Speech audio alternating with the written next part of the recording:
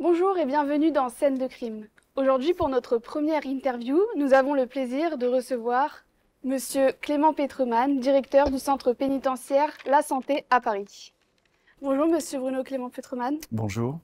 Alors, pour notre première question, pouvez-vous nous expliquer brièvement vos missions, vos fonctions en tant que directeur du centre pénitentiaire de La Santé, notamment pour les personnes étrangères au milieu carcéral qui connaissent la prison uniquement à travers Prison Break, par exemple? Alors oubliez tout de suite Prison Break parce que les prisons françaises, Dieu merci, ressemblent absolument pas à ce qu'on peut voir dans ce type de série. Donc moi je suis directeur des services pénitentiaires, c'est mon titre officiel.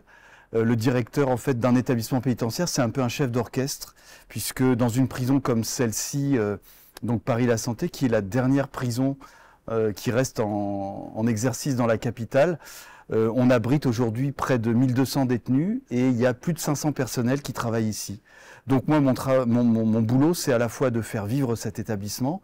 Une prison, c'est comme une gigantesque ville. Hein. Les détenus se nourrissent, les détenus dorment, les détenus sont soignés, les détenus vont à l'école, les détenus vont au travail. Les détenus font des bêtises aussi, donc il faut de temps en temps réprimer.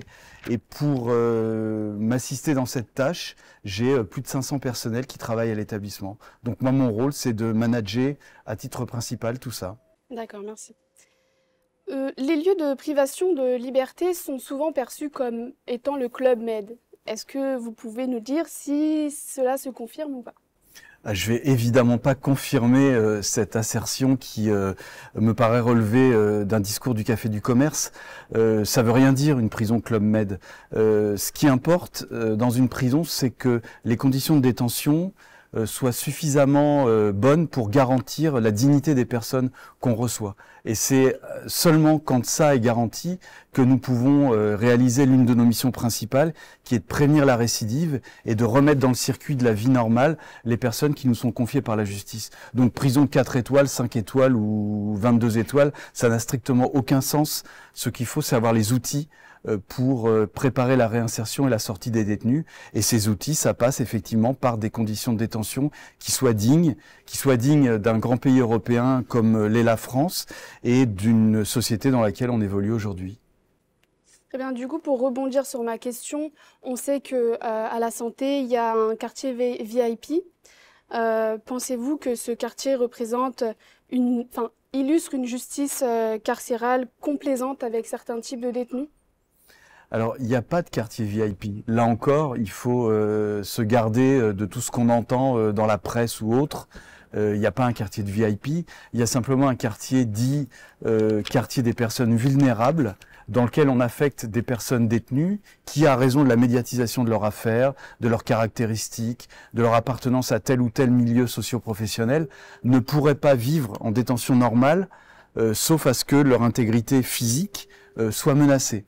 Donc on est obligé de prendre des précautions, mais c'est absolument pas de la complaisance ou du favoritisme de telle ou telle catégorie de détenus. C'est simplement qu'il y a des gens, soit parce que ce sont des fonctionnaires de police, des fonctionnaires pénitentiaires, des hommes politiques, des hommes très médiatisés, risqueraient leur vie tout simplement s'ils étaient en détention normale. Et donc il faut qu'on les mette dans un quartier qui vive entièrement en autarcie, mais dans lequel les droits et les devoirs des personnes détenues sont exactement les mêmes que les autres personnes détenues. La seule différence, c'est qu'ils sont entre eux, qu'ils ne croisent pas d'autres détenus, mais sinon ils ont exactement les mêmes prérogatives et ils obéissent exactement au même règlement et les cellules sont exactement les mêmes. Donc VIP, c'est un terme qui a été inventé par les journalistes, qui les fait beaucoup fantasmer. Ça concerne ici 19 détenus sur les 1200 qu'on abrite. D'accord, merci. Les acteurs de la justice sont considérés comme laxistes, on dépeint des magistrats et même des directeurs de prison trop permissifs. Mais peut-on vraiment dire que répression rime avec prison? Bah, écoutez, moi je sais pas qui accuse les acteurs de la justice d'être laxistes, que ce soit les magistrats ou les directeurs de prison, puisque c'est les deux catégories que vous visez. Peut-être les syndicats de policiers disent cela, mais les chiffres démontrent tout à fait l'inverse. Les prisons françaises sont pleines, elles sont pleines à ras-bord. Le fonctionnement des juridictions bat son plein. Ce week-end, par exemple, pour vous donner juste un ordre d'idée, on a reçu 18 nouveaux détenus à Paris-La Santé. Donc nous sommes aujourd'hui à 151% d'occupation de l'établissement. J'ai pratiquement 40 détenus qui dorment à même le sol sur un matelas par terre. Moi, je constate pas du tout, dans les faits, le soi-disant ou le supposé laxisme de la justice, bien au contraire. Justement, pour rebondir sur ce que vous venez de dire par rapport aux prisons saturées, pensez-vous que c'est une illustration parfaite d'une justice trop sévère qui condamne au-delà des places disponibles en prison? Alors, c'est pas exactement comme ça que je poserais le problème. Alors, une justice trop sévère, je ne sais pas, mais en tout cas, une justice qui, me semble-t-il, manque d'imagination. Puisque depuis maintenant des années, des décennies même, nous savons que des peines alternatives ont été créées.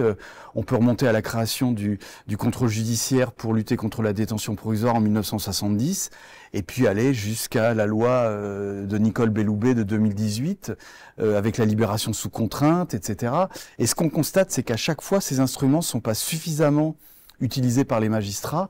C'est plutôt comme ça qu'il faut poser le problème. C'est-à-dire que la justice française a des outils pour éviter l'incarcération. Maintenant, je pense qu'elle est rendue de manière trop stéréotypée, peut-être avec pas suffisamment de moyens pour travailler les dossiers. Et moi, ce que je constate, par exemple, c'est que mécaniquement, l'utilisation massive de la comparution immédiate, notamment dans les grosses juridictions, provoque très largement une inflation carcérale qui est considérable. Donc je pense que ce qu'il faut faire, c'est se poser à un moment, pas créer des outils supplémentaires. Les outils, ils existent. On en crée à longueur de loi, mais on constate leur inefficacité. Donc c'est plutôt là-dessus qu'il faut travailler. J'espère que les états généraux de la justice qui ont été initiés il y a quelques mois porteront aussi sur ce problème-là, parce que la vraie question, c'est pourquoi on crée des outils et pourquoi on en est toujours au même stade, à savoir un pays qui n'arrive pas à juguler la surpopulation carcérale, un pays qui est régulièrement pointé du doigt par les instances européennes, alors que d'autres pays qui sont comparables aux nôtres, je pense à l'Allemagne, je mets de côté la Scandinavie, parce qu'on nous dit oui, mais les Scandinaves, ils réussissent en la matière, mais c'est normal, c'est des petites sociétés, etc. Mais les Allemands aussi, les Portugais ont réussi la déflation carcérale, donc je ne vois pas pourquoi nous, en France, on n'arriverait pas à cet objectif. Et être trop strict dans le cadre de l'organisation générale des lieux de détention entacherait-il pas le bon fonctionnement de la prison, de la santé, et a fortiori causerait du tort aux détenus, mais aussi à l'administration pénitentiaire? Mais être trop strict, ça n'a pas véritablement de sens. Ce qu'il faut, c'est réussir à allier ce qui relève de notre mission de sécurité publique et notre mission de préparation à la sortie. En prison, il ne faut pas être naïf, il ne faut pas sombrer dans l'angélisme. On reçoit aussi des gens qui sont dangereux. On reçoit des gens de plus en plus d'ailleurs qui ont des troubles du comportement. Et on peut s'interroger d'ailleurs sur l'état de notre société quand on voit que la réponse à ces troubles du comportement et à la déficience de la psychiatrie actuelle, c'est qu'on incarcère les gens.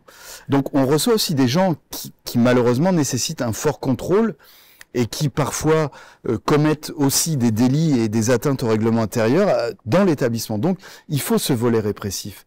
Maintenant, il faut aussi travailler sur tout ce qui relève de la préparation à la sortie, toutes les activités socioculturelles, le sport, l'éducation, la santé, parce que c'est un élément aussi très important de la préparation à la sortie. Donc, toute l'alchimie d'une prison et tout ce qui fait qu'une prison tient le choc, c'est justement quand on arrive à allier ces deux aspects, à savoir l'aspect répressif, qui fait partie de nos fonctions, mais aussi l'aspect préparation à la sortie.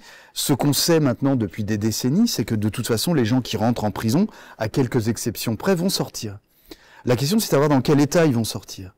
Et notre mission, en tout cas c'est comme ça que moi je la considère, c'est justement de faire qu'ils sortent, entre guillemets, dans un meilleur état que celui qui était le leur quand ils sont rentrés.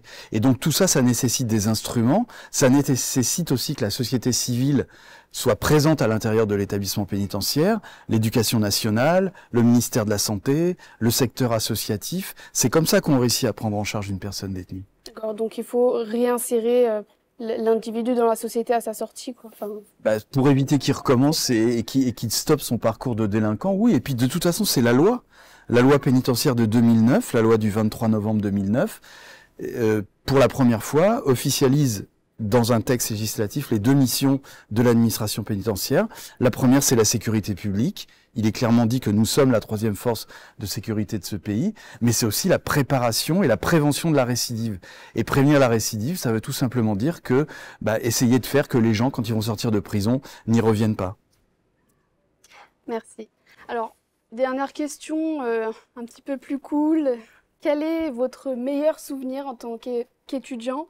Ou à défaut, avez-vous... En tant qu'étudiant. Sinon, avez-vous une anecdote professionnelle qui vous a marqué, dans le positif ou le négatif, que vous avez à nous raconter? Oui, alors mon meilleur souvenir en tant qu'étudiant, enfin, il y en a tellement, puis ça fait tellement longtemps malheureusement. Je dirais que mon meilleur souvenir, c'est ici en fait, puisque j'ai eu la chance lorsque j'étais, vous êtes en master. À mon époque, on parlait pas comme ça, mais on parlait de DEA, de diplôme d'études approfondies. Et donc j'ai un diplôme d'études approfondies en criminologie. Et nous avions la chance d'avoir un prof qui était magistrat, qui était à l'époque conseiller de Robert Badinter à la chancellerie, donc toute la période de la réforme des prisons de 1980 à 1986. Et il se trouve que le dernier cours qu'il nous faisait, c'était une visite de Paris-La Santé.